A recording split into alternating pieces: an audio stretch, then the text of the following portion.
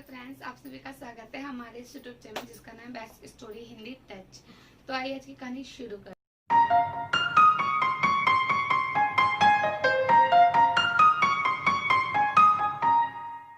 हैं। कहानी का नाम है घरेलू हिंसा, जिम्मेदार कौन। कल्पना घर का काम समेट ही रही होती है कि तभी उसके फोन की घंटी बजती है। जैसे ही फोन उठाती है, आवाज सुनकर घबरा जाती है और तुरंत अपनी सास हंसा देवी के पास आती है। माँ जी, सनी के स्कूल से फोन आया है। सनी यानी कि कल्पना का बेटा, जो कि अभी 5 साल का है। माँ, सनी के स्कूल से फोन आया है। टीचर्स ने मुझे और सनी के पापा हम दोनों को बुलाया है। कल्पना की सास हंसा देवी बोलती हैं कि नरेंद्र को फोन करो। नरेंद्र यानी कि कल्पना के पति। वो अपने पति को फोन करते हैं, लेकिन उसके पति फोन नहीं उठाते हैं। मजबूरन कल्पना खुद जाने की बात करती है तो सास बोलती है ठीक है, लेकिन चेहरा अच्छे से ढक कर जाना, कोई देख ना पाए। अच्छे से अपना चेहरा ढकती है दुपट्टे से और ऑटो लेकर सीधा स्कूल पहुंचती है। स्कूल जाने के बाद जैसे ही प्रिंसिपल रूम के पास जाती है, उसके पैर रुक जाते हैं। वहां पर भीड़ इकट्ठा है, कोई अनहोनी न हो गई हो, इस आशंका में उसका दिल घबरा रहा है। लेकिन जैसे ही अंदर जाती है, देखती है प्रिंसिपल, सनी की क्लास टीचर सनी और एक प्यारी सी छोटी लड़की खड़ी है, जो कि बहुत ज्यादा रो रही है। उसके गाल भी लाल है, आंखें भी लाल हैं। प्रिंसिपल, आइए कल्पना। देखते ही टीचर और प्रिंसिपल कुछ घुसुर फुसुर करने लग जाते हैं। ये सनी की मम्मी आ गई, लेकिन इसके पापा तो नजर ही नहीं आ रहे। जैसे ही कल्पना नजदीक पहुंचती है, टीचर बोलती है आइए बैठिए। उसके बाद वो जो कहती है, कल्पना की आंखों के सामने अंधेरा छा जाता है और उसे बाकी कुछ सुनाई नहीं देता। एक झटके से ही प्रिंसिपल दोबारा कहते हैं, मिसिस कल्पना, आप सुन तो रही है ना मैं क्या कह रही हूँ। वो इतना जोर से कहती है कि वर्तमान में दोबारा लौटकर कल्पना आती है। हाँ हाँ, मैं सुन रही हूँ, प्लीज आप एक मौका और दे दीजिए सनी को। ये इसने पहली बार नहीं किया, इससे काफी बार पहले भी ये सब कर चुका है। ये ऐसे लड़कियों को मारता है और अपनी क्लास के और बच्चों को मारता है। ये क्या अच्छी बात है। हमने काफी बार पहले भी आप लोग को बुलाया है, लेकिन हमेशा इसके पापा आते थे और आज आप आई हो तो वो नहीं आए। कल्पना बोलती है, मुझे तो नहीं बताया आपने इससे पहले कब बुलाया। और फिर सनी से बोलती है, बेटा तुमने इन्हें क्यों मारा। मम्मी ये सुन नहीं रही थी, इसलिए मैंने इसको मारा। लेकिन बेटा, लड़कियों को मारना और अपने दोस्तों को मारना गलत बात है। उतने में ही सनी बड़ी मासूमियत के साथ सबके सामने कहता है, गलत बात? कैसे गलत बात है? पापा भी तो रोज आपको मारते हैं, तब तो आप कुछ नहीं कहती हो। फिर मैंने मार दिया तो क्या हो गया?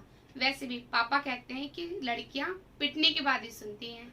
इतनी मासूमियत से कहता है कि खुद कल्पना अपनी ही नजरों में गिर जाती है। टीचर्स अपने मुंह से, सनी के मुंह से सब बातें सुनती हैं तो थोड़ा सोच में पड़ जाती हैं और फिर थोड़ी देर बाद बच्चों को बाहर ले जाती हैं क्लास टीचर। प्रिंसिपल कल्पना को पानी देती हैं और जैसे ही वो मुड़ती है दोबारा टीचर्स की तरफ, तो टीचर्स देखती है कि कल्पना के चेहरे पे काफी सारे दाग है, गर्दन पे भी, जो कि चोटों के निशान है। वो पूछती है कल्पना, लेकिन कुछ नहीं बोलती, सिर्फ रोती है। उसके आंसू ही उसका दर्द बयां करते हैं।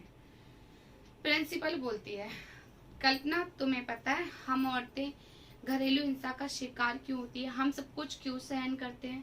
ताकि हमारे बच्चों का भविष्य ना बिगड़े। हम अपने बच्चों के भविष्य के लिए सब कुछ सहते हैं, लेकिन सोचो जिसके लिए तुम इतना सह रही हो वही गलत शिक्षा ले ले तो आगे तुम खुद समझदार हो, पढ़ी लिखी हो और एक माँ भी हो। अगर मेरी जरूरत पड़े तो तुम मुझे फोन कर सकती हो, मैं तुम्हारी हर तरह से मदद कर सकती हूँ।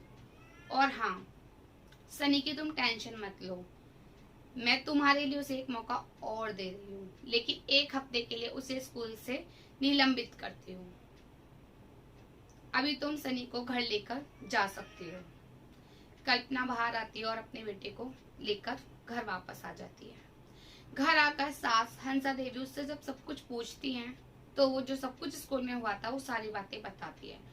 सुनकर उसकी सास भी अपना सिर पकड़ लेती हैं और फिर कल्पना सवाल करती है अपनी सास से सच बताइए माँ जी, क्या पापा जी भी आपके साथ ऐसा ही व्यवहार करते थे जैसा नरेश मेरे साथ करते हैं? और नरेश वही सब देखकर बड़े हुए हैं और इसीलिए शायद वो मेरे साथ भी यही सब करते हैं। हम हर दिन घरेलू हिंसा का शिकार होती हैं और यही सब देखकर मेरा बेटा सनी भी एक नया नरेश बन रहा है। मैं ये सब कुछ बर्दाश्त कर रही हूँ क्योंकि आपने कहा था, लेकिन आपके कहने से फायदा कुछ नहीं मिल रहा है, बल्कि उसका उल्टा ही हो रहा है। एक और नरेश बन रहा है हमारा बेटा सनी। माँ जी, आप ही कहते हो ना, आप ही ने कहा है ना कि बच्चों के लिए बर्दाश्त करो। हम औरतें हमेशा बर्दाश्त करती हैं, लेकिन आखिरकार कब तक? उसकी सास उसके कंधे पे हाथ रखते हुए कहती हैं, बहू, हम औरतें कर ही क्या सकती हैं सिवाय बर्दाश्त करने के। अपना अपना नसीब है। नहीं माँ जी, नसीब कुछ नहीं होता, नसीब तो हम खुद बनाती हैं। हम औरतें हमेशा अपने नसीब को दोष देती हैं और अपना मन बहलाती हैं, लेकिन ये सच नहीं है। हम रोज घरेलू हिंसा का शिकार होते हैं। इसके जिम्मेदार कौन है आखिरकार? पुरुष नहीं, हम औरतें खुद, क्योंकि हम कभी आवाज ही नहीं उठाते इसके लिए। हमें बचपन से ही सिखाया जाता है कि बर्दाश्त करो, सहन करो। जब शादी होती है, विदा होती है, तो माँ कहती है, जा बेटा, आज से वही तेरा घर है, जैसे पति बोले वैसे ढल जाना। जब ससुराल आते हैं तो सास कहती है, आज से तुम इस घर की बहू हो, मान सम्मान तुम्हें रखना है, इस घर का मान मर्यादा का ध्यान तुम्हें रखना है। जब माँ बनते हैं तब भी लोग हमें यही समझाते हैं, अपने बच्चे के भविष्य के लिए समझो, सोचो, सहन करो। हमेशा तिल तिल पल पल हमें ये सिखाया जाता है कि हम बर्दाश्त करें, और इसीलिए हमें हमेशा घरेलू हिंसा का शिकार होना पड़ता है। और हम इन सब चीजों का जिम्मेदार मानते किसे हैं? पुरुष को। लेकिन नहीं, सच्चाई ये है कि हम खुद जिम्मेदार हैं इन सब चीजों के। माँ जी, अगर एक सास और एक माँ अपनी बहू बेटी का साथ दे तो घरेलू हिंसा पे हमेशा के लिए लगाम लगाई जा सकती है।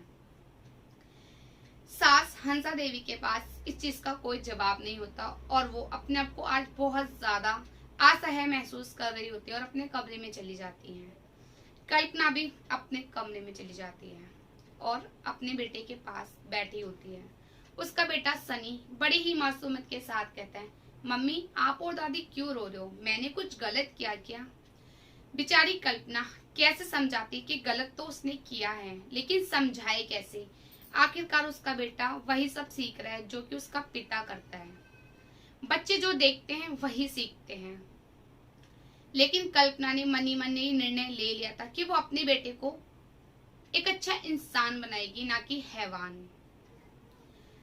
रात के 2 बजे आदत के अनुसार नरेंद्र घर आता है और आते ही कल्पना को आवाज देने लगता है, कल्पना बेटा जग ना जाए, क्योंकि रात के 2 बज रहे हैं तो घर के सभी लोग सो चुके थे।